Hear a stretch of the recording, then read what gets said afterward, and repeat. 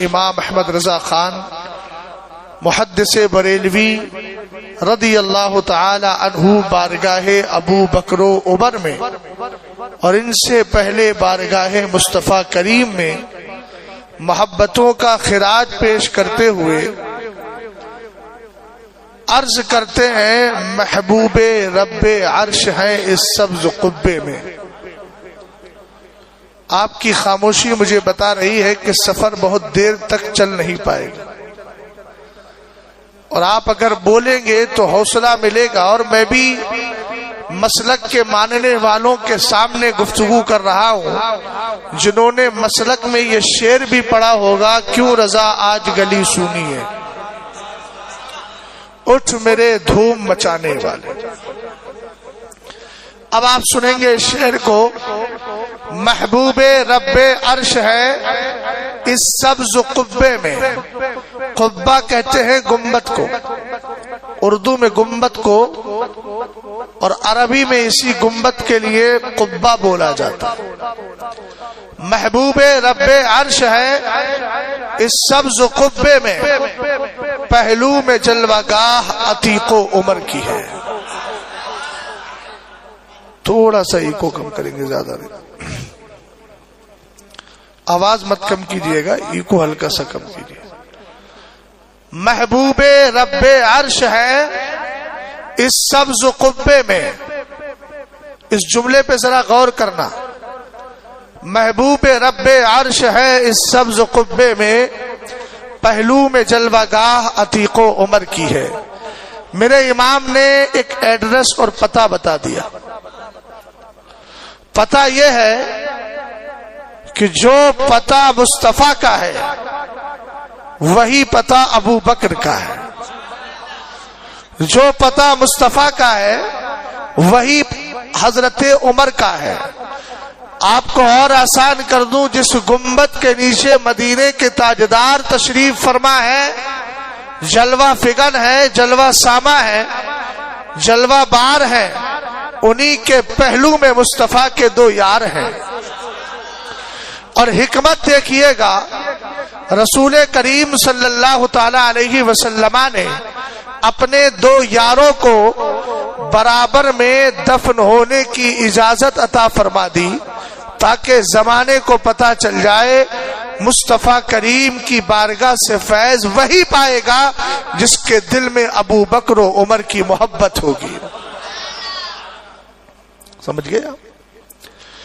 کون ہے سیدنا ابو بکر صدیق اکبر؟ یہ وہ ابو بکر صدیق اکبر ہیں جنہوں نے 16 سال کی عمر میں بغیر کسی توقف کے سوچے سمجھے مصطفیٰ کریم کی دعوت کو قبول کر لیا تھا۔ اور میرے نبی علیہ الصلوۃ والسلام نے ان کو اپنی بارگاہ کا اتنا قریبی رکھا، اتنا قریبی رکھا۔ ایک جملہ عرض کر رہا ہوں بات کو آگے بڑھاتے ہوئے۔ ابو بکر صدیق اکبر صحابی بھی ہیں اور آپ کی صحابیت قرآن سے ثابت ہے۔ غار ثور کا واقعہ کون نہیں جانتا؟ جب ابو بکر صدیق اکبر کو خوف ستانے لگا تو قرآن نے اس کی ترجمانی کی اور مصطفیٰ کریم نے ڈھارس بدائی۔ قرآن کہتا ہے اذ یقول لصاحبہ لا تحزن ان اللہ معنا۔ یاد کرو جب محبوب اپنے ساتھی اور صحابی، اب آپ جانتے ہیں غار ثور میں کوئی دوسرا صحابی نہیں تھا، ابو بکر صدیق اکبر تھے۔ اب اس کا مطلب کلیئر ہو گیا کہ یہاں صحابی سے مراد مدینے کے تاجدار کے صحابی کون سے صحابی مراد ہے؟ جن کو ابو بکر صدیق اکبر کہا جاتا ہے وہی مراد ہے۔ اب اس کا ترجمہ یہ ہوگا کہ یاد کرو جب مصطفیٰ کریم اپنے صحابی ابو بکر صدیق اکبر سے کہہ رہے تھے لا تحزن ان اللہ معنا، گھبراؤ نہیں، غم مت کرو، رنجیدہ مت ہو، اس لیے کہ اللہ تعالی ہمارے ساتھ ہے۔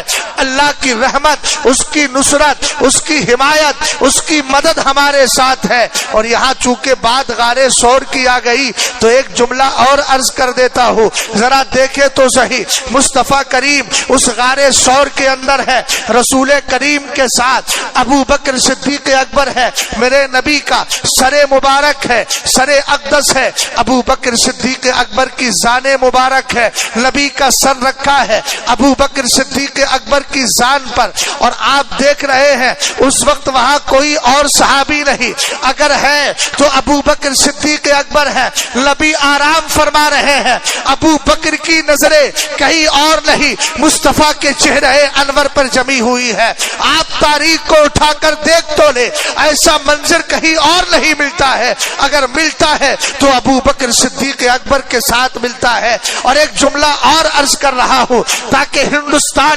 ہندوستان کے باہر کے جتنے بھی رافضی مزاج رکھنے والے ہیں ان کو ایک سوال کا جواب مل جائے۔ وہ کہتے ہیں نا کہ رسول کریم جب غدیر خم پر گئے، میرے نبی علیہ السلام نے صحابہ کرام کو رکا دیا، اونچے ٹیلے پر گئے، مولا کائنات رضی اللہ تعالی عنہ کا ہاتھ پکڑا۔ یقیناً اس حدیث پر ہمارا ایمان ہے، ہمارا عقیدہ ہے، ہماری عقیدت اور محبت دونوں جڑی ہے۔ مولا کائنات کو ہم کہتے ہیں اور بطیب خاطر کہتے ہیں، شیر خدا، امیر المومنین، یعصوب المسلمین، خطن الرسول، زوج البتول، امام الواصلین، اور آپ کیوں کہے مطلوب کل طالب، مقصود کل قاصد، حضرت سرکار سیدنا شیر خدا مولا کائنات رضی اللہ تعالیٰ عنہ کا ہاتھ پکڑا، اور پکڑ کر میرے نبی علیہ السلام نے ارشاد فرمایا، مل کنت مولاہ فہذا علی المولا،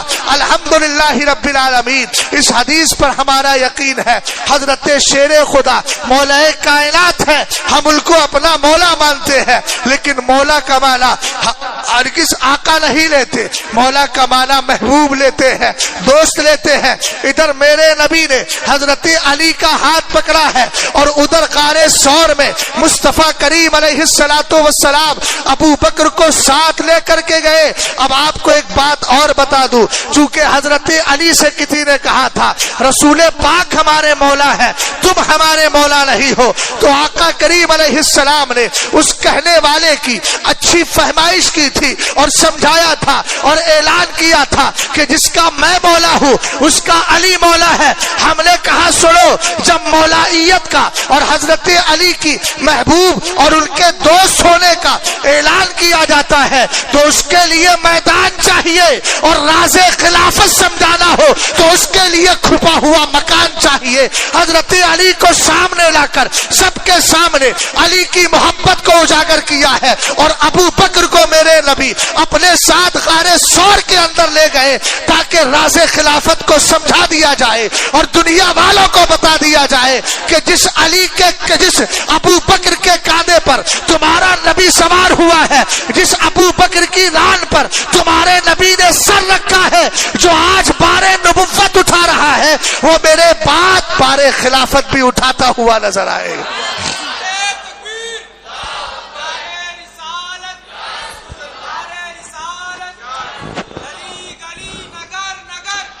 بکر ابو بکر ابو بکر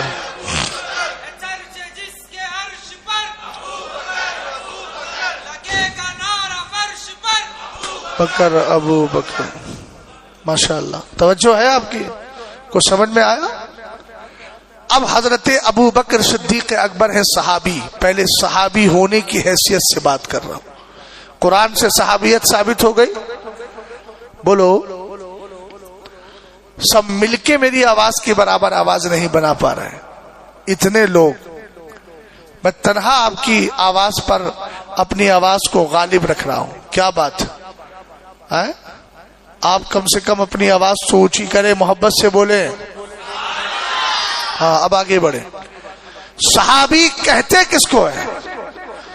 صحابی الصحابی ہوا من صاحب رسول اللہ صلی اللہ تعالی علیہ وسلم من المسلمین او رآہ ولو ساعتا وہو مؤمن ومات علی ذلک۔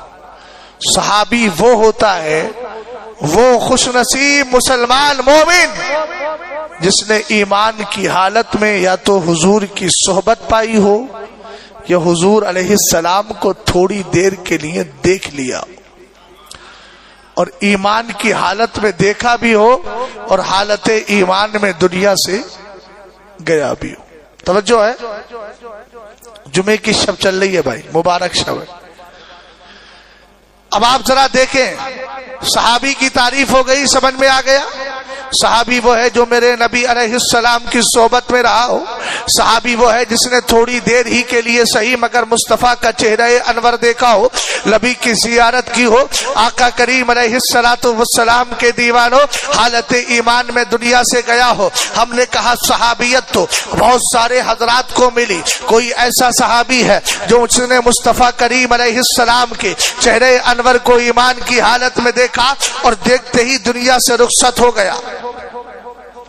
کوئی وہ صحابی ہے جس نے 10 سال میرے نبی کی بارگاہ میں صحبت اختیار کی، نبی کی بارگاہ کا حاضر باش رہا. کوئی ایسا ہے جو زندگی بھر میرے نبی علیہ السلام کے ساتھ رہا، لیکن جب وصال ہوا تو مدینہ شریف سے چلا گیا. کہاں چلا گیا؟ نجف اشرف چلا گیا اور وہاں جا کر کے وصال پاک ہو گیا. کوئی ایسا ہے کہ جس کا انتقال ہوا، انتقال کے بعد جب انتقال ہوا تو اس کو دفن ہونے کے لیے کون سی جگہ ملی؟ آپ کہیں گے کون سی جگہ؟ میں کہوں گا ترکستان کی سرزمین ملی. زمانے نے اس کو ایوب انصاری کہا. اس طریقے سے کوئی ملک شام چلا گیا، کوئی کوفہ کی سرزمین پر ہے، کوئی بغداد معلی میں ہے.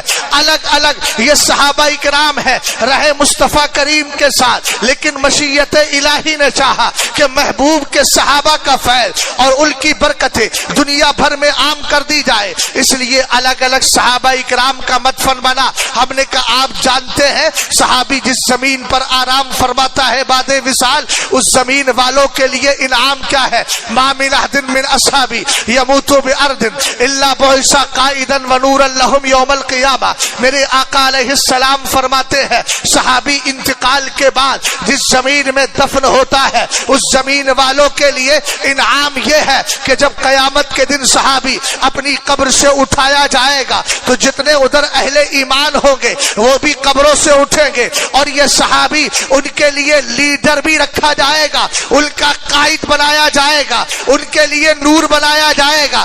اللہ کی مشیت نے چاہا کہ مصطفیٰ کے صحابہ جو نورانی برکتیں لے کر گئے ہیں وہ کسی ایک جگہ نہ رکھی جائے، اس لیے الگ الگ صحابہ کرام کو اللہ تعالی کے محبوب نے بھیجا. انہوں نے دینی خدمات انجام دی. وصال کے بعد انہی خطوں میں آرام کرنے لگے. سارے صحابہ پر ہماری جانیں قربان، مگر قربان جائے ابو بکر پر، قربان جائے عمر فاروق اعظم پر. کوئی صحابی ایسا ہے انتقال کے بعد سرکار کے حجرے میں نہیں بلکہ جنت البقیع میں آرام کر رہا ہے. کوئی عثمان غنی کی شکل میں ہے، کوئی دیگر صحابہ کرام کی شکل میں ہے. لیکن دیکھے تو صحیح، ایک وہ صحابی ہے، دوسرا وہ صحابی ہے جب تک دنیا میں رہا نبی کی صحبت میں رہا، اور جب نبی دنیا سے تشریف لے گئے تو بعد وصال میرے نبی نے کوئی اور مسکن نہیں دیا، اس کو برابر میں دفن ہونے کا موقع دے دیا.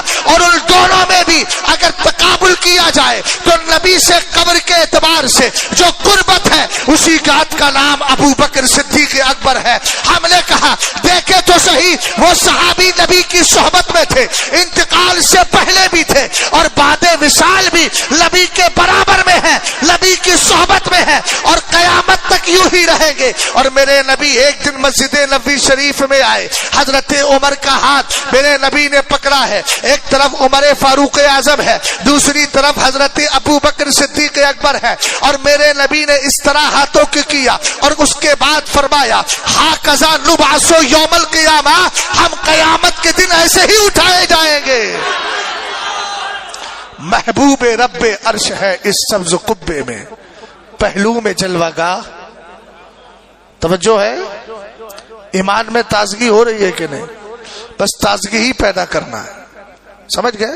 مجمع کی کثرت اور قلت کو دیکھ کے کبھی میں فیصلہ نہیں بدلتا ہوں. بات ایک میں کی جائے تب بھی وہی ہے، ہزاروں میں کی جائے تب بھی وہی ہے. مجمع تو تھوڑے بہت زیادہ بڑے چوڑے ملتے رہتے. بات سمجھ گئے نا؟ میرے ذہن میں ایک ہی بات رہتی ہے، میرے سرکار علیہ السلام موسم حج میں جب نکلتے تھے دین کی بات اور دین کی تبلیغ کرنے کے لیے تو ایک دو لوگوں کو بھی تبلیغ کرتے تھے، اور جب میرے نبی کی تبلیغ پر صحابہ اکرام جڑ گئے تو ایسے جڑے کہ جب حجۃ الوداع کا موقع آیا تو 1 لاکھ سے زائد کو بھی میرے نبی نے تبلیغ کی۔ سرکار علیہ السلام نے ان کو بھی خطاب فرمایا۔ سمجھ گئے؟ بات سیدنا ابو بکر صدیق اکبر رضی اللہ تعالی عنہ کی چل رہی ہے۔ ابھی آپ کو بچپن سے لے کر چلتے ہیں۔ سیدنا ابو بکر صدیق اکبر وہ صحابی رسول ہے، حضرت عمر فاروق اعظم رضی اللہ تعالی عنہ دونوں آرام فرما رہے ہیں حضور کے پہلو میں۔ ایک بات میں آپ سے عرض کر دوں، میں صرف ابو بکر صدیق اکبر کے تعلق سے اس وقت گفتگو کروں گا، اس لیے کہ موقع جو ہے وہ آپ کا ہے اور یہ آپ ہی کے لیے عنوان رکھا گیا ہے، تو آپ جانتے ہیں جو عنوان ہو اسی پر گفتگو کرنا چاہیے، ورنہ تو ان آقاؤں پر اگر مختلف صحابہ اکرام پر گفتگو کی جائے، صرف خلفائے راشدین پر کی جائے تو یہ رات کافی نہیں ہوگی، اس کے لیے بہت وقت چاہیے۔ اس لیے میں اختصار کے ساتھ ابو بکر صدیق اکبر کی شان بیان کر رہا ہوں، غور فرمائیے گا۔ ابو بکر صدیق اکبر وہ ہے جنہوں نے کلمہ پڑھنے سے پہلے کبھی بھی بت پرستی نہیں کی ہے۔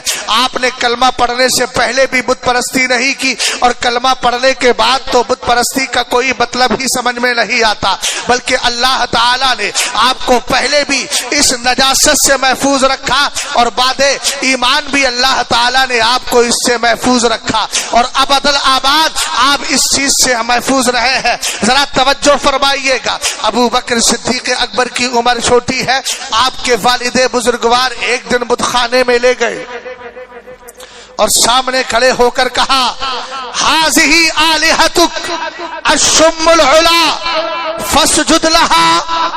اے ابو بکر، یہ ہے تیرے بلند و بالا معبود، ان کے لیے سجدہ کرو۔ ابھی ابو قحافہ مسلمان نہیں ہوئے تھے، وہ کہہ کر چلے گئے۔ حضرت ابو بکر صدیق اکبر رضی اللہ تعالی عنہ نے کیا کیا معلوم ہے؟ بت سے گفتگو شروع کر دی۔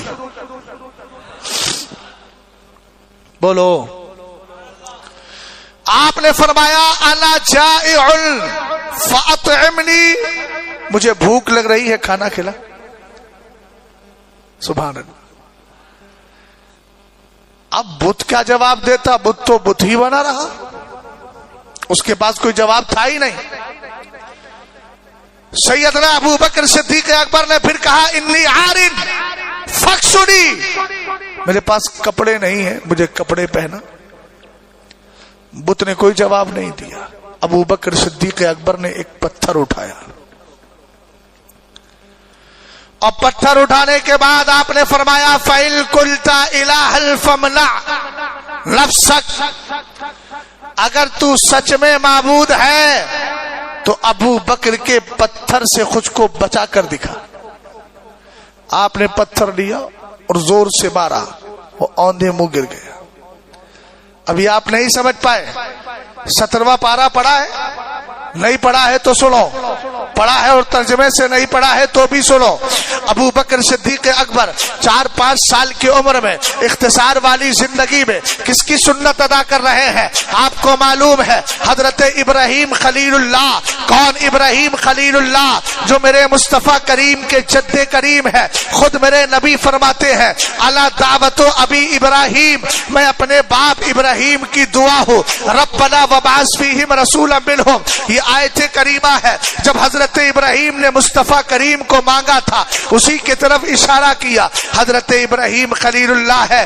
آپ کی قوم کے اندر ایک میلہ ٹھیلا لگتا تھا، اس میلے میں سب لوگ چلے گئے، آپ کو دعوت دی، آپ نے منع فرما دیا۔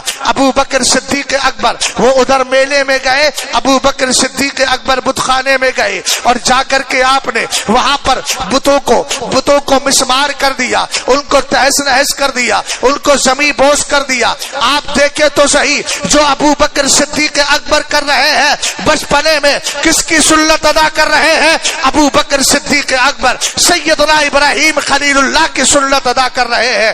اتنے میں ابو بکر صدیق اکبر کے والد ابو قحافہ آ گئے. کہا بیٹا کیا کیا؟ کہا ابا جان جو دیکھ رہے ہو وہی کیا ہے. آپ نے لیا اور لینے کے بعد پہنچ گئے آپ کی والدہ ام الخیر کے پاس. کہا اس نے بتوں کو توڑ دیا. معبودان باطلا تھے ان کے لیے کہ ہمارے معبودوں کو توڑ دیا. حضرت ام الخیر نے کہا اس سے کچھ مت کہنا. کہا وجہ کیا ہے؟ کہا جب ابو بکر پیدا ہوا تھا تو میرے کان سے ایک آواز ٹکرائی تھی, کوئی کہنے والا کہہ رہا تھا. اب ہر ایک کی توجہ چاہتا ہوں. کہنے والا کہہ رہا تھا یا امت اللہ علی التحقیق ابشری بالولد العتیق اسمہ فی السماء الصدیق لمحمد صاحب و رفیق. سبحان اللہ. بول دے میرے شفیق. اے اللہ کی بندی خوش ہو جا, تجھے اللہ نے ایسا بیٹا عطا کیا ہے, تجھے تیرے رب نے ایسا بیٹا دیا ہے جو آزاد ہے. اونچا بولو. کس سے آزاد ہے وہ بعد میں بتاؤں گا, اس پر میں بات بڑھاؤں گا. اس میں 4 جملے. یا امت اللہ علی التحقیق, اے اللہ کی بندی ابشری بالولد العتیق, خوش ہو جا کہ اللہ نے تجھے ایسا بیٹا دیا ہے جو جہنم سے, اونچا بولو, جہنم سے, موت سے. اب موت سے آزاد ہے تو آپ کہیں گے آپ کو اجل تو آئی, موت تو آئی. ابھی اس کی وجہ بتاؤں گا. یہ جملہ میں نے کیوں بولا. اسمہ فی السماء الصدیق, یہ ہے تیسرا سینٹنس, تیسرا جملہ. اس کا آسمانوں میں نام صدیق ہے. ابھی تو پیدا ہوئے, بشارت دی جا رہی ہے. لمحمد صاحب و رفیق, کہا یہ میرے محبوب صلی اللہ علیہ وسلم کا صحابی بھی ہے اور یوں کہیے کہ رفیق مزار بھی ہے. اس جملے کو سن کر سنیوں کے چہرے پہ بہار بھی ہے اور جو رافضی ہیں ان کے چہرے پر بخار بھی ہے. بات سمجھ گئے؟ اب سنیں. ابشری بالولد العتیق, خوش ہو جا تجھے اللہ نے ایسا بیٹا دیا ہے جو آزاد ہے, جو آزاد ہے, جو آزاد ہے. اے میرے مولا آزاد کس سے ہے؟ ہم نے علامہ جلال الدین سیوطی کو اٹھایا, کتاب کا نام تاریخ الخلفاء, پڑھا ابو بکر صدیق اکبر کا باب. جب ہم ادھر گئے تو پتا چلا آزاد کس چیز سے ہے. اس کی چند وجہ بیان کی گئی. ایک وجہ یہ ہے کہ حضرت ابو بکر صدیق اکبر کے 2 بھائی اور تھے, ایک کا نام تھا موتق, ایک کا نام تھا معیتق اور ان کا نام تھا عتیق. یعنی لقب کہیے, نام کہیے, اختلاف ہے, میں اس تفصیل میں نہیں جانا چاہتا.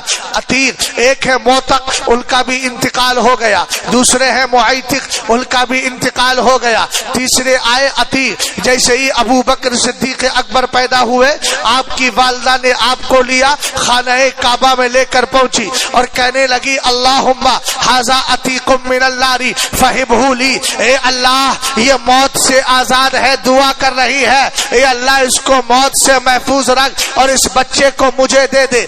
اللہ نے دعا کو قبول کر لیا. اس لیے میں نے کہا کہ عتیق کا معنی موت سے آزاد, یعنی بچپن میں آپ کا وصال نہیں ہوا. جیسے 2 بھائیوں کا ہو گیا تھا, یہاں آپ کا وصال نہیں ہوا. ابو بکر صدیق اکبر اپنے بچپن کی اور جوانی کی ادھیڑ عمر کی زندگی گزار کر بڑھاپے میں یعنی شیخوخت کے زمانے میں دنیا سے تشریف لے کر کے گئے. ذرا توجہ فرمانا. ایک وجہ یہ ہے جو حضرت عائشہ صدیقہ ام المومنین رضی اللہ تعالی عنہا نے بیان کی, وہ فرماتی ہے ان انی لفی بیتی ذات یوم ورسول اللہ واصحابہ فی الفلاء والستر بینی وبینہم اذ اقبل ابو بکر رضی اللہ تعالی عنہ فقال النبی صلی اللہ تعالی علیہ وسلم من سرہ ان ينظر الى عتیق من النار. فرمایا ایک دن ایسا ہوا میں اپنے کمرے میں بیٹھی تھی, میرے آقا اور سرور کائنات کے صحابہ مسجد نبوی شریف کے صحن اور آنگن میں بیٹھے ہوئے تھے. اتنے میں میرے والد ابو بکر صدیق اکبر آ گئے. سرکار نے دیکھ کر فرمایا من سرہ ان ينظر الى عتیق من النار, اگر کوئی یہ چاہتا ہے کہ جہنم سے آزاد ہوئے اور جہنم سے آزاد ہونے والے اور جہنم سے پاک اور آزاد شخص کو دیکھے. آسان ترجمہ کروں, آپ نے کہا جو یہ چاہتا ہے کہ میں کسی جنتی کو دیکھ لوں, اسے چاہیے کہ ابو بکر کا چہرہ دیکھ لے. اللہ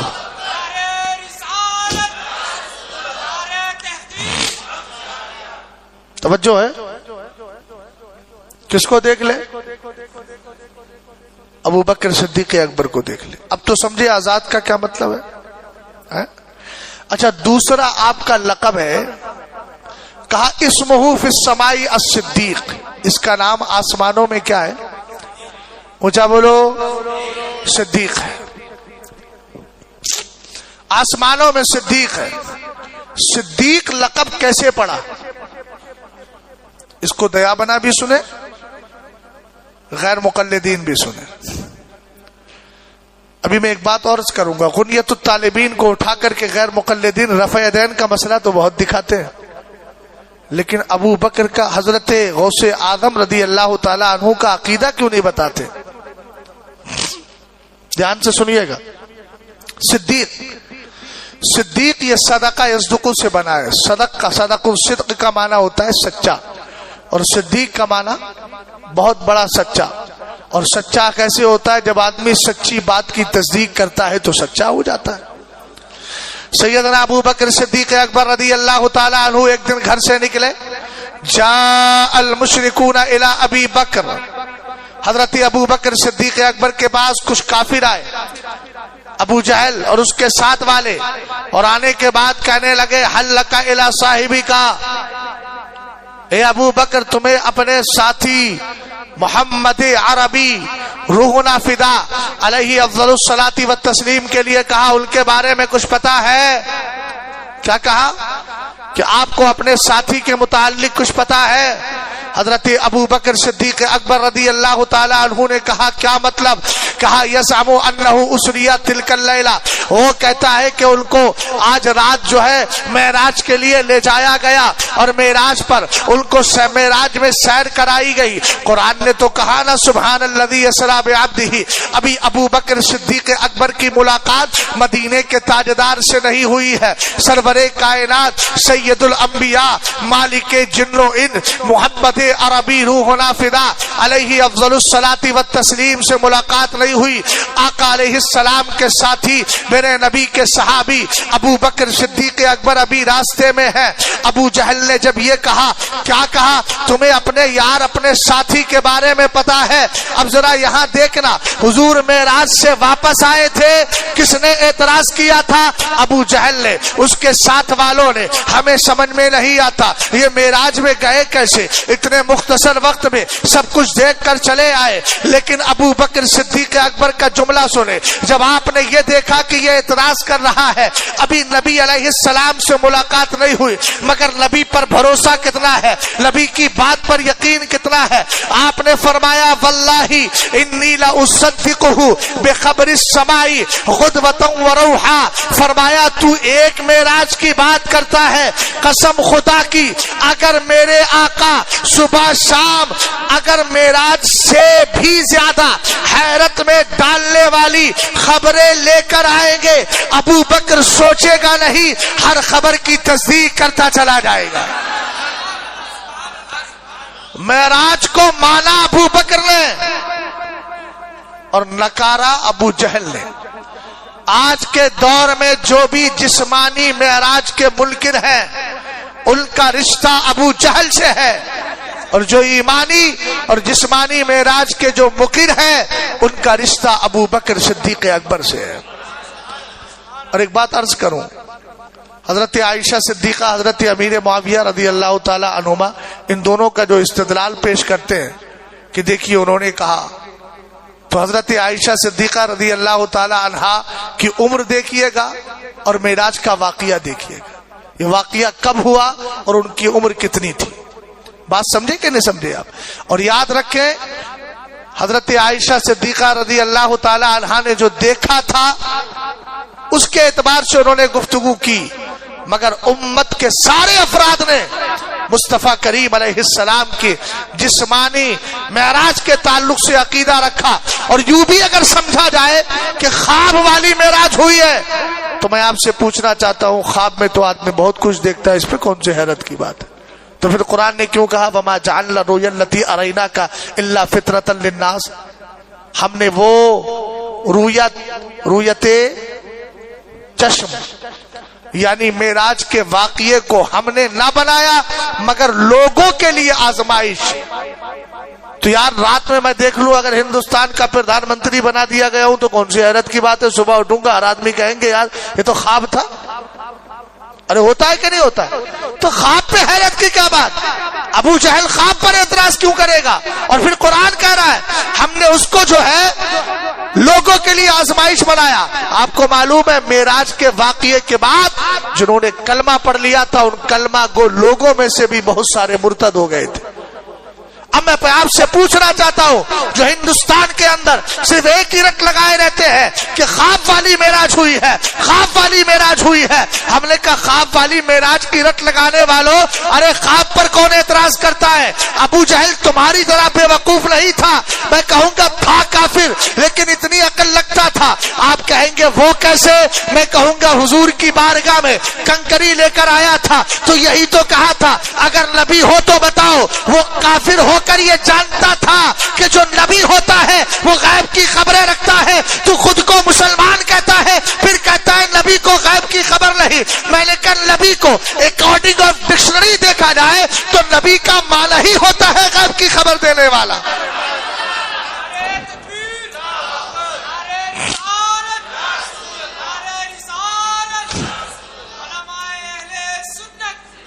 اور علامہ جلال الدین سیوطی نے جو جملہ محفوظ کیا اس نے کیا کہا تھا ابو بکر صدیق اکبر سے؟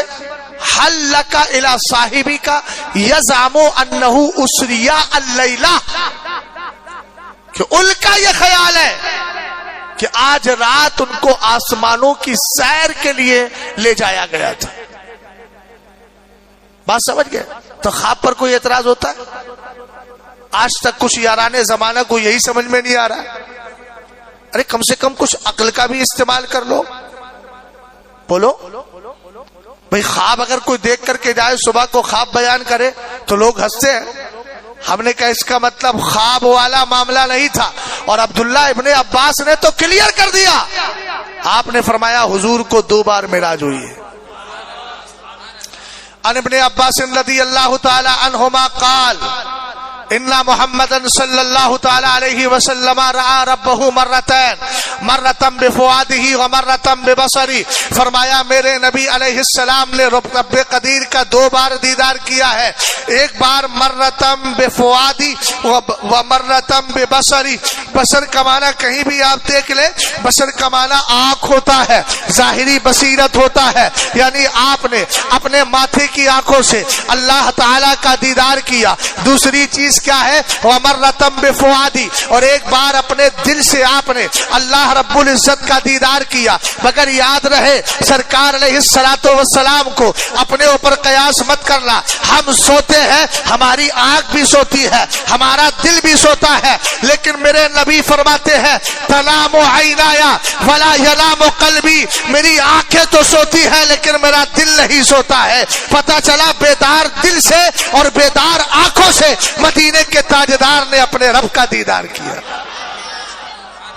سمجھ میں آئی بات آپ کو؟ اب جیسے ہی آپ نے سرکار علیہ السلام کی بات سنی اور ابو جہل سے کہا واللہ انی لاصدقہ بخبر السماء غدوۃ وروحا، خدا کی قسم میں حضور کی ان خبروں کا جو معراج سے بھی زیادہ حیرت والی ہو ان کی تصدیق کروں گا، اور ایسی خبریں تو ایک کی کرتا ہے، میرے سرکار صبح اور شام ایسی خبریں لاتے رہے، میں کبھی ڈاؤٹ نہیں کروں گا، شک نہیں کروں گا، بغیر کسی سوچ اور وچار کے تصدیق کر دوں گا۔ رسول کریم صلی اللہ تعالی علیہ وسلم کے صحابی یار غار مصطفیٰ افضل البشر بعد الانبیاء سیدنا ابو بکر صدیق اکبر اب گئے حضور کی بارگاہ میں اور سرور کائنات کو سلام عرض کیا۔ اس کے بعد میرے نبی کو وہ سارا واقعہ بتا دیا جو ابو جہل اینڈ کمپنی کے ساتھ ہوا تھا، آپ نے ساری باتیں بتا دی، اور بتانے کے بعد جب میرے نبی نے ابو بکر صدیق اکبر کی مکمل گفتگو کو سن لیا تو فرمایا انت الصدیق، بول جا یار رفیق، تو صدیق ہے۔ ہم نے کہا چلو مولا کائنات سے پوچھتے ہیں، شیر خدا سے پوچھتے ہیں، امیر المومنین سے پوچھتے ہیں، مولا المسلمین سے پوچھتے ہیں، امام العاشقین سے پوچھتے ہیں، سید الواصلین سے پوچھتے ہیں، آپ بتاؤ۔ حضرت مولا کائنات کی بارگاہ میں ایک شخص آیا، کہنے لگا اخبرنی عن ابی بکر، ابو بکر کے بارے میں کچھ بتائیے نا۔ تو حضرت ابو بکر صدیق اکبر کے تعلق سے مولا کائنات نے کہا ذاک امرؤ سماہ اللہ الصدیق علی لسان رسول اللہ وعلی لسان جبریل۔ فرمایا ابو بکر کے بارے میں پوچھتے ہو؟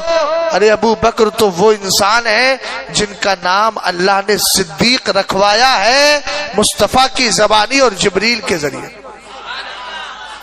کس نے فضیلت بیان کی؟ حضرت مولا کائنات رضی اللہ تعالیٰ حضرت عمار ابن یاسر کا نام سنا ہے؟ بہت جلیل القدر صحابی ہے اور اسلام کے لیے بڑی قربانی ہے۔ جنگ صفین میں آپ کا وصال پرملال ہوا تھا۔ حضرت عمار ابن یاسر بیٹھے ہوئے ہیں، ذرا دیکھیں شان ابو بکر صدیق اکبر، میرے نبی علیہ الصلوۃ والسلام بھی موجود ہے۔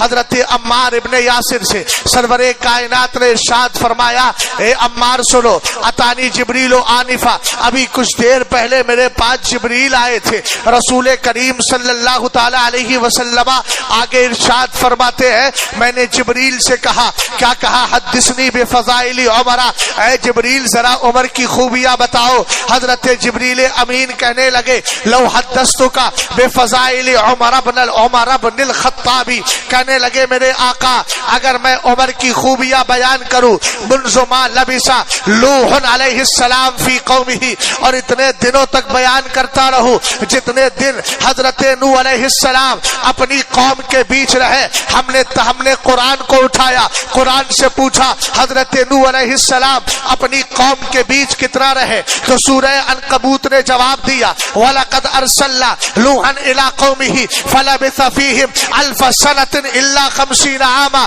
کہا کہ ہم نے لوح کو اس کی قوم کے درمیان بھیجا اور وہ 950 سال تک اپنی قوم کے بیچ رہے۔ اب حدیث کا ترجمہ کیجئے، حضرت جبریل کہہ رہے ہیں اگر 950 سال تک عمر کی خوبیاں بیان کرتا رہو تب بھی عمر کی خوبیاں ما نفدت فضائل عمر کی خوبیاں ختم ہونے کا نام نہیں لے گی۔ یہاں تک جبریل نے بس نہیں کیا، اس لیے کہ یہی چھوڑ کر بات کو ختم کر دیتے۔ کوئی کہتا ابو بکر کی شان بہت زیادہ ہے، لیکن جو نیکیاں عمر کی ہے، جو خوبیاں عمر کی ہے، ان کے برابر ابو بکر صدیق اکبر نہیں ہے۔ لیکن حضرت جبریل نے آخری فیصلہ کن جملہ فرما دیا، کہا وَإِنَّ عُمَرَ حَسَنَةٌ مِّنْ حَسَنَاتِ ابی بکر، فرمایا سنو حضرت آپ نے کہا سنو یہ جو عمر ہے، عمر یہ ابو بکر کی بے شمار نیکیوں میں صرف ایک نیکی ہے۔ میں نے کہا جب حضرت عمر ایک نیکی ہے، اس ایک نیکی کی خوبیاں 950 سال میں ختم نہ ہو تو ابو بکر صدیق اکبر کے فضائل کا عالم کیا ہوگا؟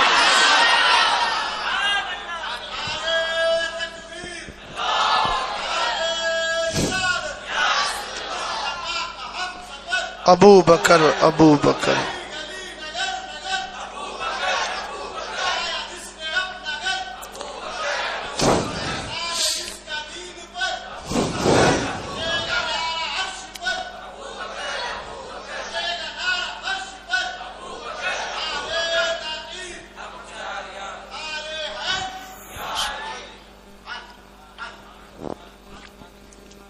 توجہ ہے، آگے بڑھیں. حضرت ابوبکر صدیق اکبر کی بات آئے گی تو ابوبکر صدیق اکبر کی سیرت تو لوگ بیان کرتے ہیں، کبھی عقیدہ بھی بیان کر دیا کرو. ابوبکر صدیق اکبر کا عقیدہ کیا تھا؟ سیدنا ابو بکر صدیق اکبر یہ مانتے تھے کہ میرے نبی وعد وصال بھی قبر میں زندہ ہے. محبت سے بولو، کیا مانتے تھے؟ میرے نبی قبر انور میں، اونچا بولے، کیا ہے؟ زندہ. اور حضرت عائشہ صدیقہ رضی اللہ تعالی عنہا بھی یہی عقیدہ رکھتے تھے. اچھا میں ایک بہت آسان سی بات بتا دوں. حضور زندہ ہے، جب یہ لفظ سنتے ہیں تو کچھ لوگ کہتے ہیں پھر قرآن نے کہا وما محمد الا رسول قد خلت من قبلہ الرسل. قرآن کی آیت پیش کی جاتی ہے کہ محمد عربی صلی اللہ علیہ وسلم اللہ کے رسول ہیں، ان سے پہلے بھی کئی رسول تھے، وہ دنیا سے تشریف لے گئے، چلے گئے. تو کہا دیکھو کل نفس ذائقۃ الموت، ہر جاندار کو موت کا مزہ چکھنا ہے. تو قرآن کی آیت ہے، اب تمہاری بات مانے کہ قرآن کی بات مانے؟ ہم نے کہا ایسی باتیں وہ کرتے ہیں جو دین آدھا پڑھ کے آتے. آپ جتنے بھی فرقہ باطلہ ہیں، آپ سب کی ہسٹری کو اٹھائیے، ان سب کا رشتہ ملتا ہے خارجیوں سے. خارجی بھی آدھی بات بولتے تھے اور آدھی چھوڑتے تھے. میں آپ کو پوری طرح سمجھا رہا ہوں. علم غیب کی بات آئے تو قرآن کی آیت پڑھیں گے. قرآن میں اللہ رب العزت نے فرمایا وَعِندَهُ مَفَاتِحُ الْغَیب. دیکھو قرآن نے کہا اللہ ہی کے پاس غیب کی کنجیاں ہیں. اب یار آدمی پریشان ہو گیا تو قرآن پاک کی آیت پیش کر رہا ہے. بریلوی مولانا کی مانے کہ وہابی ملا کی مانے؟ کس کی مانے؟ ہم نے کہا کسی کی نہ مان، اس کی مان جس نے قرآن نازل کیا ہے. مگر دین کو سمجھنے کے لیے صحابہ کرام کی زندگی کو پڑھنا پڑے گا. توجہ ہے. ہم نے کہا قرآن کی آیت تو نے پڑھ دی وَعِندَهُ مَفَاتِحُ الْغَیب، اللہ رب العزت ہی کے پاس غیب کی کنجیاں. ہم انکار نہیں کرتے، قرآن کی ہر آیت پر ہمارا ایمان. لا نفرق بین احد من نؤمن ببعض ونکفر ببعض. ہم ایسے نہیں کہ کچھ کو مانے کچھ کو چھوڑ دے. یہ تمہارا مزاج ہوگا، ہمارا مزاج تو یہ ہے کہ الحمد شریف کے الف لام سے لے کر ونیس ونلاس کی سین تک ہر ہر ہر ہر نقطے، ہر آیت، ہر سورت، ان سب پر ہمارا ایمان عقیدہ ہے. ہم شیعوں کی طرح قرآن کو آدھا بھی نہیں مانتے، اور ہم بد عقیدہ کی طرح قرآن کی ایک آیت کو پیش کر کے گمراہ کرے اور دوسری آیت پیش نہ کرے. یاد رکھو قرآن نے کہا یضل بہ کثیر ویہدی بہ کثیرا، اسی کے ذریعے اللہ بہتوں کو گمراہی دیتا ہے اور بہتوں کو ہدایت دیتا ہے. کیا مطلب؟ یعنی اسی قرآن کو پڑھ کر، حالانکہ قرآن سرچشمہ ہدایت ہے، مگر فکر خراب، ذہن خراب، مزاج خراب، وچار خراب، اسی لیے قرآن کو آدھا پڑھا اور آدھی بات پڑھ کر گمراہ ہو گیا. لیکن جس نے قرآن کی ساری باتوں کو سمجھا الحمدللہ وہ پاکیزہ عقیدہ لے کر کے جاتا ہے. اگر قرآن کی یہ آیت پیش کر رہا ہے تو ذرا قرآن کے سورہ جن کی اس آیت کو بھی پیش کر. عالم الغیبی فلا یظہر علی غیبہ احدا الا من ارتضی من رسول، چوتھے پارے کی آیت پیش کر. وما کان اللہ لیطلعکم علی الغیب ولکن اللہ یجتبی من رسلہ من یشاء.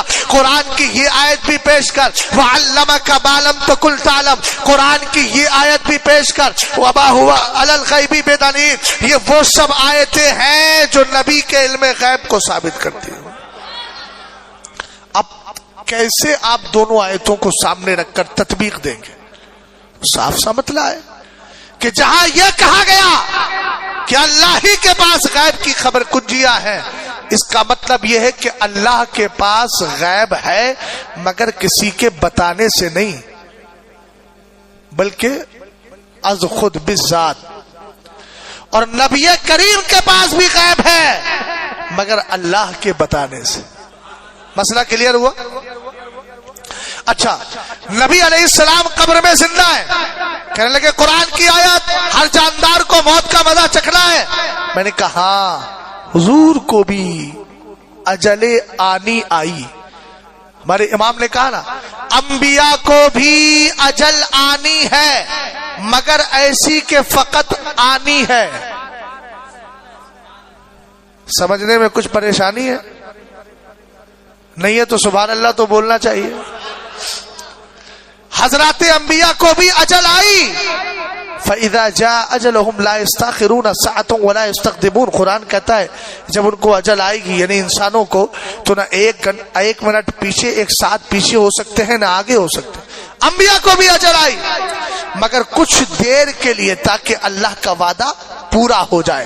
اور اس کے بعد ان انبیاء علیہم السلام کی روحوں کو پھر ان کے جسموں کی طرف واپس کر دیا گیا.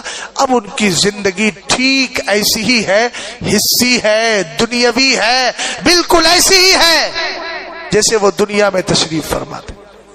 کہنے لگے آپ نے یہ عقیدہ کہاں سے نکال لیا؟ ہم نے کہا عقیدہ مصطفیٰ کی حدیث سے نکالا ہے. اور بغیر حدیث کے قرآن کوئی سمجھ سکتا ہے؟ اونچا بولو. نہیں سمجھ سکتا. اب ہم آپ کو بتا رہے ہیں. میں بھی ایک عقلی دلیل دے دوں اس کے بعد نقلی دلیل دوں گا. حضور علیہ السلام کے جسم ناز سے روح کو جب نکالا گیا، اب پوچھو اس بدعقیدہ قوم سے کہ اگر حضور علیہ السلام زندہ نہیں تو روح تو زندہ رہتی ہے نا؟ روح مرے گی؟ جلدی بولو. روح مرے گی؟ روح زندہ رہے گی نا؟ بتا حضور کی روح کہاں چلے گی؟ کہاں رکھے حضور کی روح کو؟ اللہ نے حضور کی روح کو حضور کے جسم سے اگر الگ کر دیا، نبی کا جسم معاذ اللہ جیسے یہ کہتے ہیں گل سڑ گیا، معاذ اللہ مر کر مٹی میں مل گئے. میں نے کہا تو مر کر مٹی میں ملے گا اور اب بھی مر کر مٹی میں ملا ہے اور ملے گا. تیرے پیشرو جو یہ عقیدہ رکھ کر گئے ہیں میرا نبی کل بھی زندہ تھا، آج بھی زندہ ہے اور قیامت تک زندہ رہے گا. سنو ایک عقلی دلیل سنیے. حضور کے جسم سے جب روح الگ ہے، میں عقیدہ ابو بکر صدیق اکبر بھی بیان کر رہا ہوں، میں موضوع سے ہٹا نہیں ہوں، یاد رکھیے گا. روح سرکار کے جسم ناز سے تھوڑی دیر کے لیے الگ کیا گیا. اب بتاؤ کہاں رکھے؟ کہاں رکھے حضور کی روح کو؟ کہاں رکھا جائے؟ عرش پر. ہم نے کہا ذرا تقابل کر، کمپریزن کر.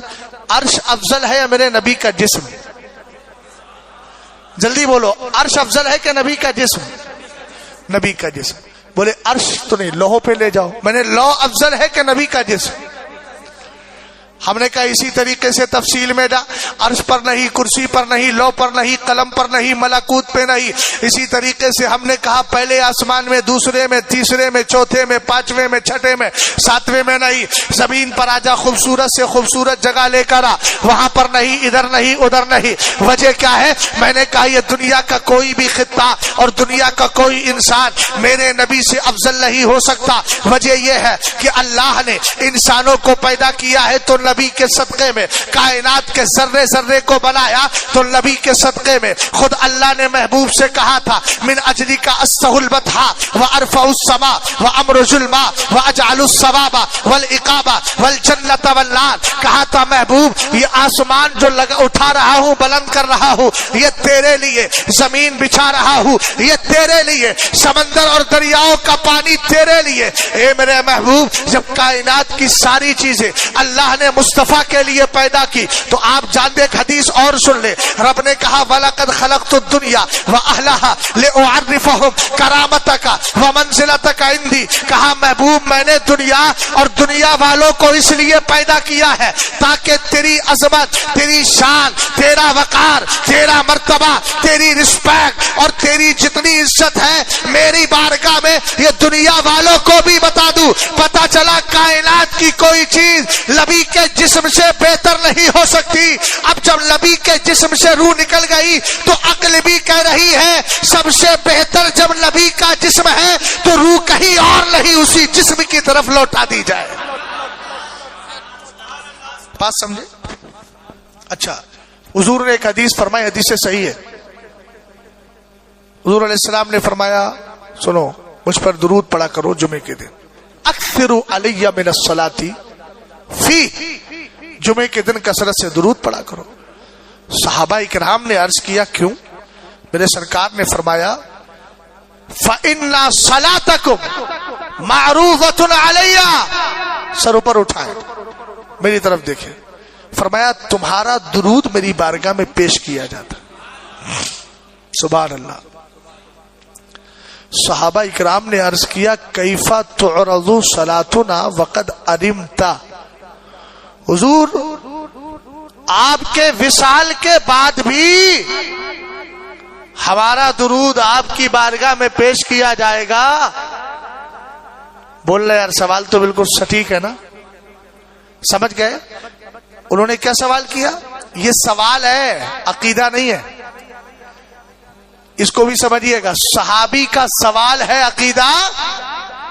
ایک دن میرے مصطفیٰ کریم کی بارگاہ میں کچھ صحابہ اکرام آئے، کہنے لگے حضور ہمارے دلوں میں ایسے خیالات آتے ہیں، ایسے خیالات آتے ہیں، ایسے خیالات آتے ہیں کہ ان کو بیان کرتے ہوئے کلیجہ منہ کو آتا ہے، ایسے خیالات۔ تو کیا یہ صحابہ کا عقیدہ تھا؟ کیا ایسے خیالات صحیح ہے؟ عقیدہ تھا؟ سوال تھا، سوال الگ ہے، عقیدہ تو اب بعد میں بن رہا ہے۔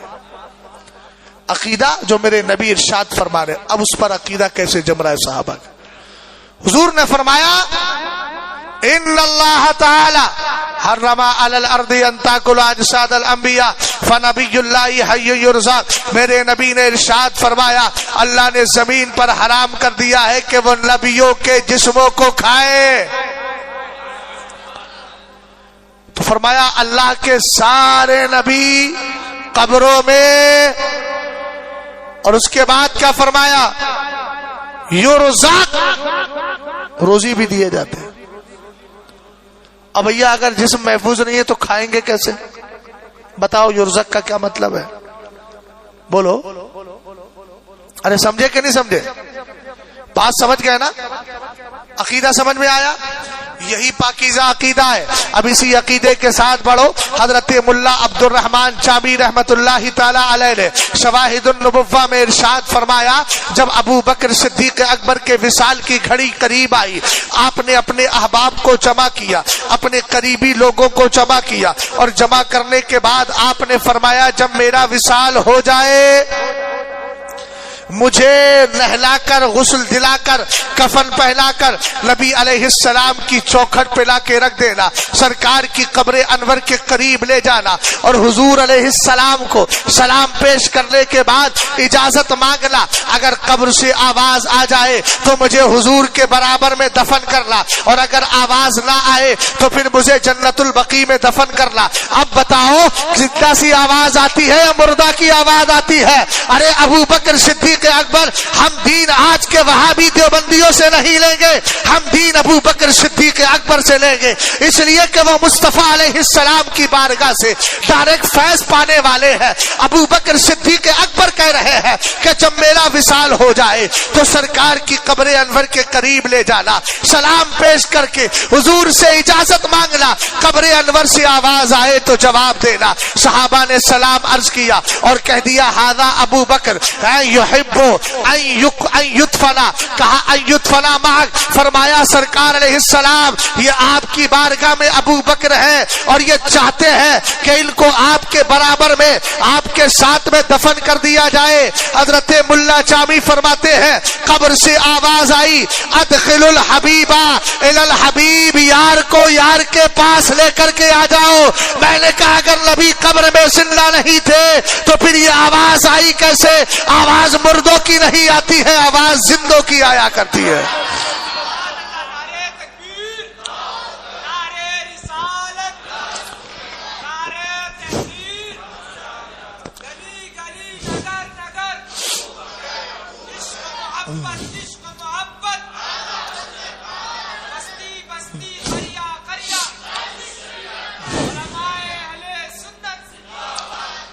اچھا ایک بات بتائیں، ابو بکر صدیق اکبر، حضرت عمر فاروق اعظم، میرے نبی علیہ السلام کون سی جگہ آرام کر رہے ہیں؟ اونچا بولو۔ مدینہ شریف میں تو ہیں، لیکن مدینہ شریف میں جو خاص حصہ ہے وہ کس کا کمرہ تھا؟ اس کو کیا بولتے ہیں؟ اچھا جب حجرہ عائشہ، حضرت عائشہ صدیقہ کا کمرہ تھا تو سب سے زیادہ اس کمرے میں کون آتا جاتا ہوگا؟ اونچا بولو۔ ارے جس کا کمرہ وہی آئے گا نا سب سے زیادہ، کون آتا جاتا ہوگا؟ اچھا میرا کمرہ، تو میرے کمرے میں کیا ہے، کیا چل رہا ہے، مجھ سے زیادہ کوئی جانے گا؟ تو حضرت عائشہ صدیقہ سے زیادہ کوئی جانے گا؟ آؤ حضرت عائشہ صدیقہ سے پوچھتے ہیں کہ آپ بتاؤ نبی قبر میں زندہ ہے کہ نہیں؟ روایت سنیے گا. عن عائشہ رضی اللہ تعالی عنہا قالت كنت ادخل بیت الذی دفن فیہ رسول اللہ صلی اللہ تعالی علیہ وسلم وإني واضع ثيابي وأقول إنما هذا زوجي وأبي فلما دفن عمر بن الخطاب فوالله ما دخلته إلا أنا مشدودة على ثيابي حياء من عمر.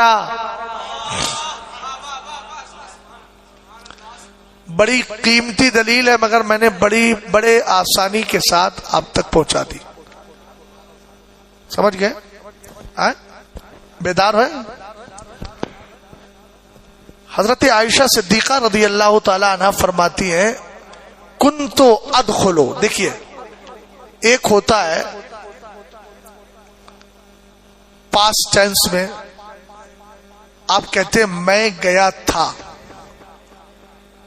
اور کسی فعل کو کسی ورب کو کنٹینیو بتانے کے لیے آپ بولتے ہیں میں جاتا تھا. سمجھ بھائی بتا.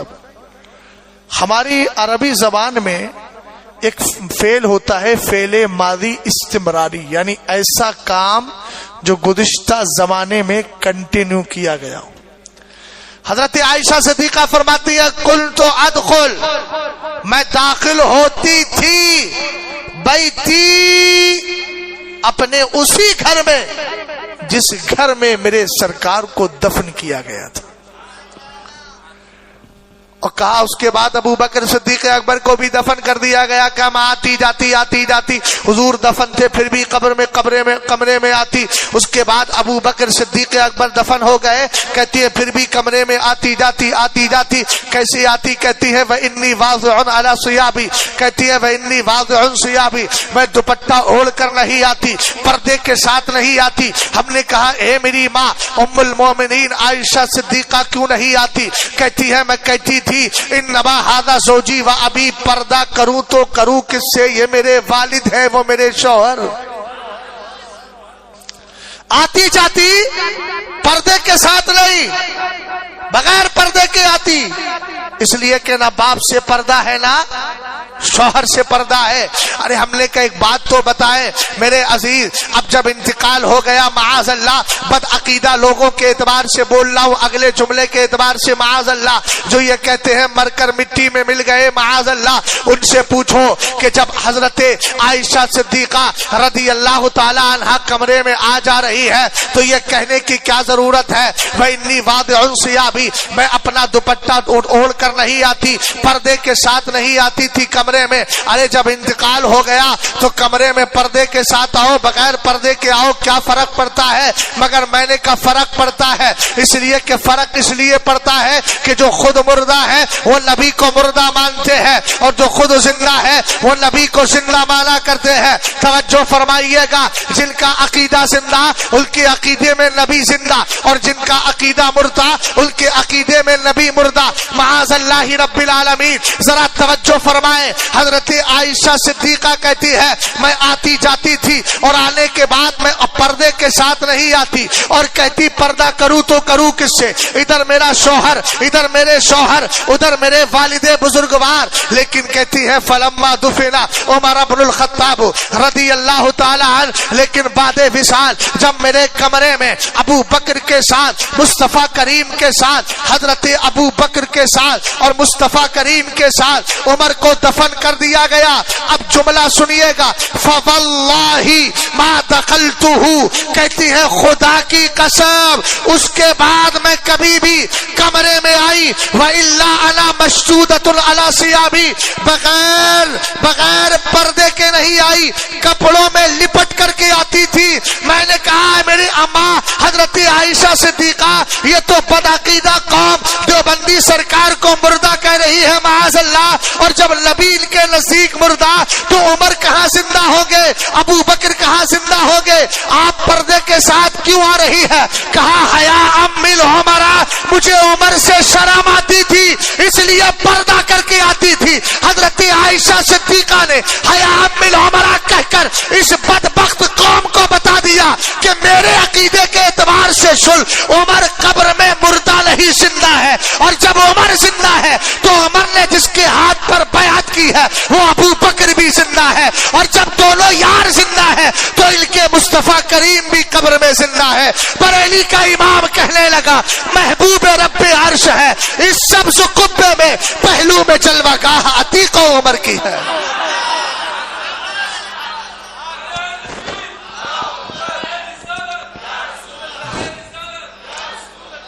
یہ کون سا دین سیکھ کے آتے ہو بھائی؟ یہ تو اسلام نہیں ہے۔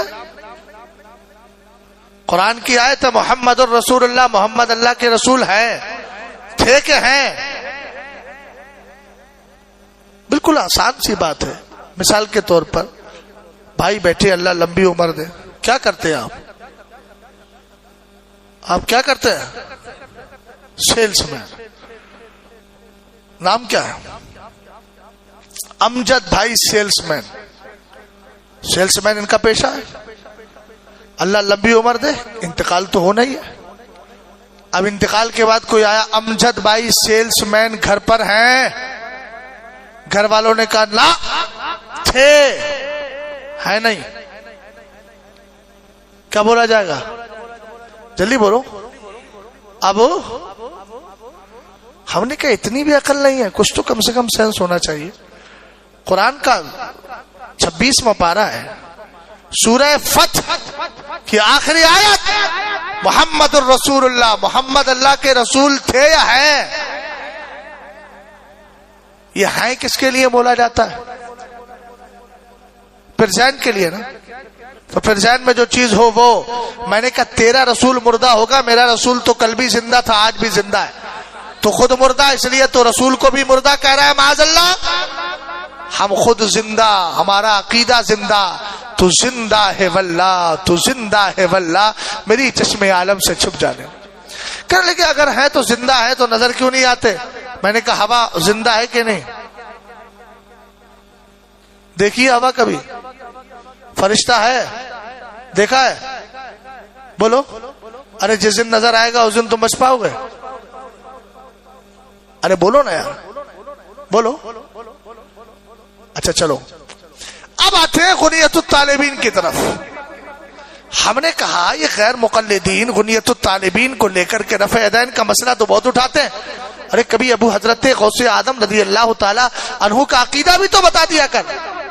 جب حضرت ابو غوث اعظم رضی اللہ تعالی عنہ اسی عقیدے کے ساتھ میرے نبی کی بارگاہ میں پہنچے، کہنے لگے فی حالت البعد روحی کنت ارسلها تقبل الارض عنی وہی نائبتی وہذہ نوبۃ الاشباء قد حضرت فامدد یمینک کی تحظی بها شفتی۔ بس یہی استدلال، اس کے بعد گفتگو کا اختتام ہے نا۔ ہاں مجھے بھی آرام کرنا، آپ کو بھی آرام کرنا، اور ویسے بھی جمعہ مبارک کا دن ہے، کل مجھے کہیں اور بھی خدمت کرنا ہے۔ توجہ ہے، غور فرمائیں۔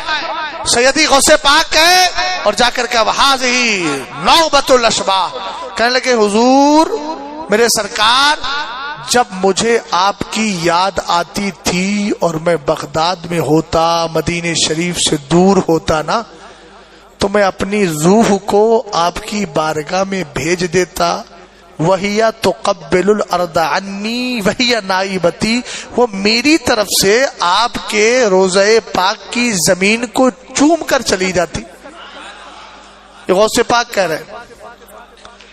آگے کہا وہذہ نوبۃ الاشباح قد حضرت، میرے آقا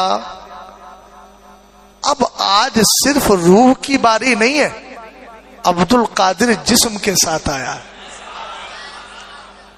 کیا کہا؟ عبد القادر جسم۔ ارے بولو تو صحیح یار، تم بھی تو جسم کے ساتھ بیٹھے ہو، اللہ کے بندو بولو تو۔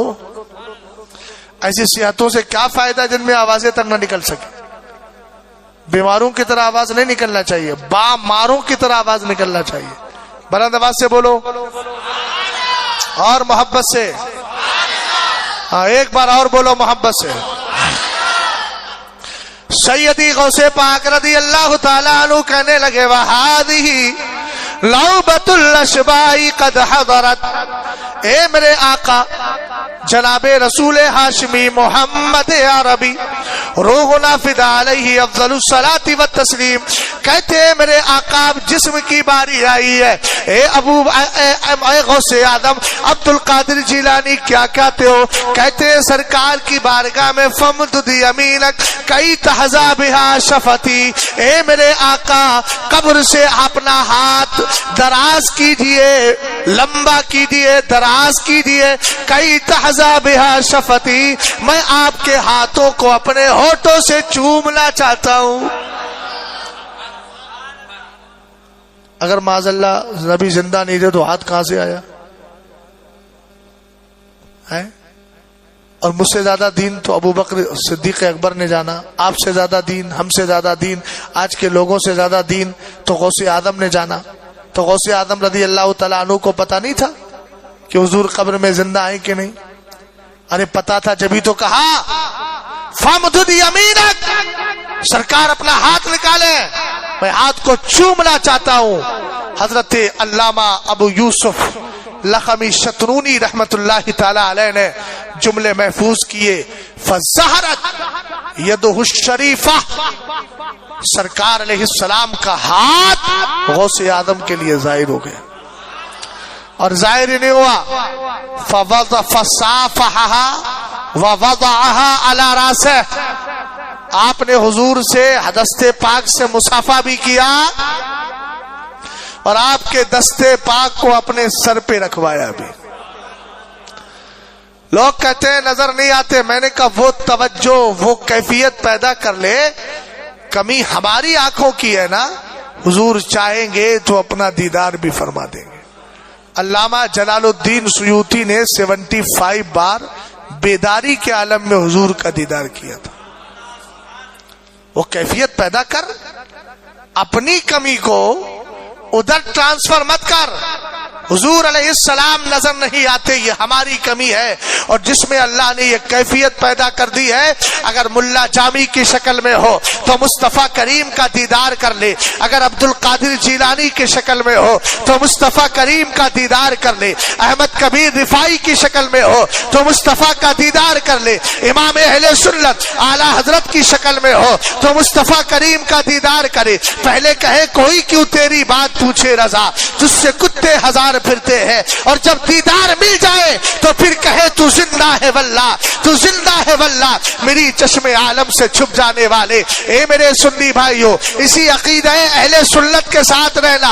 आपके पास बहुत सारे फिरके आएंगे, अपने अपने जाल बिछाएंगे, लेकिन याद रखिएगा हमें किसी के जाल में नहीं फंसना है। हमें सिर्फ एक ही मोहब्बत को सामने लेकर के चलना है, उसी को मोहब्बत अहले सुन्नत कहा जाता है, जिसको पहचान के लिए मसलक आला हजरत कहा जाता है, जिसने आपके अकीदे की हिफाजत की। तो कभी ये कहा वही रब है जिसने तुझको हम अतन करम बनाया, हमें भीख मांगने को तेरा आस्था बताया। कभी इल्मे गैब की बात आई तो कहा और कोई गैब क्या, तुमसे निहा हो भला, जब ला खुदा ही छुपा तुम पे करोड़ों दुरूद। और जब नबी के अफसल होने की बारी आई तो कह दिया खल्क से औलिया, औलिया से रसूल, और रसूलों से आला हमारा नबी। जब नबी के कदमे नाज के धोवन की बात आई तो कह दिया इसके तलवों का धोवन है, आबे हयात है वो जाने मसीहा हमारा नबी। और जब अंधे शीशों में चमकने की बात आई तो कह दिया सब चमक वाले उजलों में चमका किए, अंधे शीशों में चमका हमारा नबी। ये मोहब्बतें सिखा के हुए जब जाने लगे तो दुनिया वालों से कहा सुनो सुनो, मेरा मिजाज ये था, उन्हें जाना उन्हें माना, लड़का गैर से काम, लिल्लाहिल हम्द में दुनिया से मुसलमान गया। और जब जा रहे थे तो कह रहे थे लहद में इश्क़ रुखे शह का दाग लेके चले, अंधेरी रात सुनी थी चराग लेके चले। और जब चराग इश्क़ रसूल कब्र में लेकर गए तो कहने लगे कब्र में लहराएंगे ताहसे चश्मे नूर के, जलवा फरमा होगी जब तलअत रसूलुल्लाह की। हमने कहा इश्क़ रसूल में मौत आ गई, अब बताओ फायदा क्या मिला। कहने लगे खाक होकर इश्क में आराम से सोना मिला, जान की इक्सीर है उल्फत रसूलुल्लाह। समझ में आई बात? आप ऐसा मजहब व मसलक कबूल कीजिए जिसमें अदब भी हो, ताजीम भी हो, محبت بھی ہو، پیار بھی ہو، نبی کی بارگاہ کا ادب و احترام بھی ہو۔ ایسے مذہب کو اختیار مت کیجیے جو نہ مسجدوں کا پاکوں کی عزتیں برقرار رکھے، مسجدوں کو کھانے پینے کا اڈا بنا لے۔ سمجھ میں آئی بات آپ؟ اور سنیے، جس کا عقیدہ خراب ہو گیا نا وہ زندگی بھر سر پٹکتا رہے۔ میں پٹکنا اس لیے بول رہا ہوں کہ قبول ہی نہیں، ایک عقیدہ بھی اگر خراب ہوا، یار دنیا اگر کسی چیز سے محبت کر لیتی ہے نا تو اس کی برائی نہیں کرتی ہے۔ حضور کی حدیث کے جملے ہیں الحب یعمی و یسم، محبت انسان کو اندھا اور گونگا بنا دیتی ہے۔ کیا بنا دیتی ہے؟ یہ اس کی بات کر رہے ہیں اگر جس میں عیب ہی عیب ہو۔ لوگ پتھر سے محبت کر کے پتھر کو اپنے لیے سب کچھ مان لیتے ہیں۔ میں تو بات اس نبی کی کر رہا ہوں جس میں کوئی عیب ہے ہی نہیں۔ اعلیٰ حضرت کہنے لگے وہ کمال حسن حضور ہے کہ گمان نقص عیب، وہ گما کے وہ کمال حسن حضور ہے کہ گمان نقص جہاں نہیں، یہی پھول خار سے دور ہے، یہی شمع ہے کہ دھواں نہیں۔ سمجھ میں آئی بات آپ کی؟ بس آخری حدیث سنا رہا ہوں۔ اگر بدعقیدہ ہو گیا انسان، سنیت سے نکل گیا، عقیدہ خراب کر لیا، تھوڑا میری طرف دیکھیں آپ، تو حضور فرماتے ہیں لا يقبل اللہ لصاحب بدعت صلاة ولا صوما ولا صدقة ولا حجا ولا عمرة ولا جهادا في سبيل الله ولا صرف ولا عدل يخرج من الاسلام كما تخرج الشعرة من العجين۔ مدینے کے تاجدار، دونوں عالم کے مالک و مختار، سید اخیار و اخیار جناب رسول ہاشمی فرماتے ہیں اللہ کسی گمراہ بددین بد مذہب کی نہ تو نماز قبول کرتا ہے، نہ روزہ قبول کرتا ہے، نہ اس کا عمرہ قبول کرتا ہے، نہ حج قبول کرتا ہے، نہ جہاد قبول کرتا ہے، نہ فرض نماز قبول کرتا ہے، نہ نفل نماز قبول کرتا ہے۔ وہ ایمان سے ایسے نکل جاتا ہے جیسے آٹا اور اس سے نکلا ہوا بال، یعنی آٹے سے بال نکل جاتا ہے۔ تو اس لیے عقیدہ جب خراب ہو گیا، یہ خراب ہو گیا نا، نمازیں پڑھو کوئی فائدہ نہیں، پہلے اس کو سدھاریے۔ اور جس کا سدھرا ہوا ہے اس کو چاہیے کہ کثرت کے ساتھ نماز پڑھے۔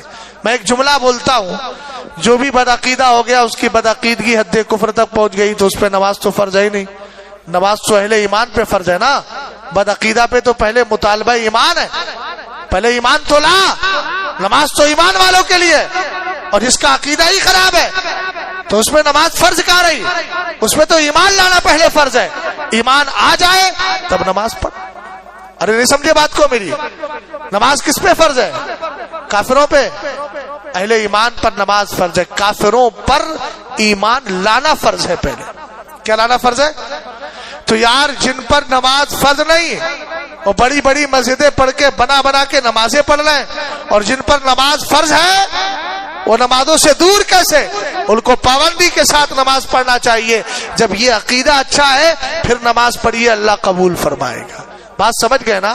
اس لیے ایمان عقیدے کی حفاظت کے ساتھ رہے۔ اس دور میں اگر کوئی عقیدہ بچا رہا ہے تو اسی کو مذہب اہل سنت، جس کو پہچان کے لیے مسلک اعلی حضرت کہا جاتا ہے۔ مسلک اعلی حضرت پہ قائم رہو، محبت سے بولو۔ پانچواں مسلک کہاں سے آ گیا؟ ہم نے کہا تو کہاں سے آ گیا بھائی؟ یہ پانچواں مسلک ہے ہی نہیں۔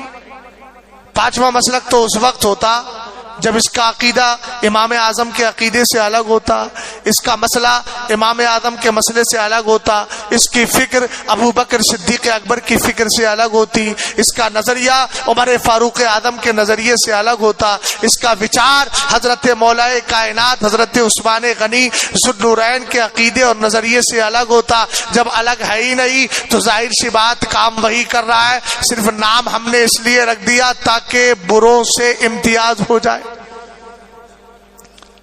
مسلک لحضرت پہ قائم رہو، اونچی آواز میں، مسلک اعلی حضرت پہ قائم رہو، زندگی دی گئی ہے اسی کے لیے، مسلک اعلی حضرت سلامت رہے، ایک پہچان دین نبی کے لیے۔ استغفر اللہ ربی من کل ذنب واتوب الیہ۔ کلمہ شریف پڑھیے، لا الہ الا اللہ محمد الرسول اللہ صلی اللہ تعالی علیہ وسلم۔ اچھا، ہمارے محترم کہتے ہیں غریب نواز پہ بھی بول دیجیے۔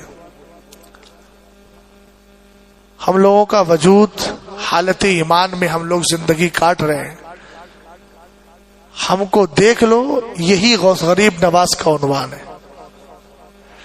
ہم بسے ہیں اس زمین میں اور بسیں گے حشر تک، ہم سوارث اس زمین کا دوسرا ملتا نہیں، کیوں کرے ہم رخ کہیں کا اس وطن کو چھوڑ کر، حکم جب خواجہ کے در سے کوچ کا ملتا نہیں۔ وہ بسائیں اجمیر والے، وہ بسائیں تم بھگاؤ، کب ہے یہ ممکن بھلا، تم کو شاید پرتھوی کا واقعہ ملتا نہیں۔